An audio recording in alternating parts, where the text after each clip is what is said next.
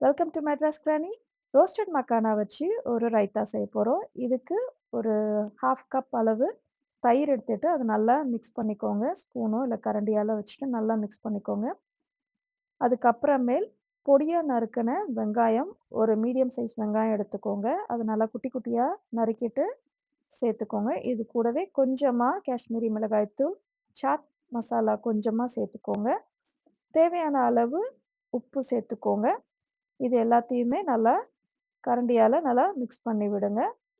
காரத்துக்கு ஒரு சின்ன துண்டு அளவு பச்சை மிளகாய நறுக்கி சேர்த்துக்கோங்க. கொஞ்சமா கொத்தமல்லி தழையும் நறுக்கி சேர்த்துக்கோங்க. மக்கானான்னு சொல்ற அந்த தாமரையோட அந்த விதைய வந்து நல்லா வறுத்து வச்சிருக்கேன் ஏற்கனவே.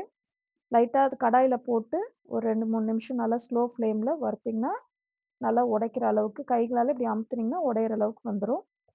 அதையும் சேர்த்து நல்லா மிக்ஸ் பண்ணிக்கோங்க. ஃபர்ஸ்ட்டு எல்லாத்தையும் நல்லா ஒரு கோட்டிங் அந்த தயிரோட ஆகட்டும். அதுக்கப்புறமே கொஞ்சமா தண்ணி சேர்த்து நல்லா மிக்ஸ் பண்ணி விடுங்க. ஒரு சின்ன எலுமிச்சம்பழத்த எடுத்து பாதியா கட் பண்ணி கொஞ்சமா சேர்த்துக்கோங்க. அவ்வளோதான் நம்மளோட டேஸ்டியான டிஃபரண்டான ரைத்தா ரெடி ஆயிடுச்சு. புரோட்டீன் ரிச்சான ரைத்தா. இது வந்து நீங்க செய்ற புலாவ், இல்ல வந்து பிரியாணி எது கூட வேணாலும் நீங்க சர்வ் பண்ணலாம். ரொம்ப நல்லாருக்கும். செஞ்சுட்டு ஒரு மேக்ஸிமம் ஒரு 10, 15 நிமிஷத்துல சாப்பிடுற மாரி பார்த்துக்கோங்க. உங்களுக்கு கிரன்ச்சியா வேணும்னா, அந்த மாரி சாப்பிட்டா நல்லாருக்கும். தேங்க்ஸ் ஃபார் வாட்சிங் அண்ட் என்ஜாய்.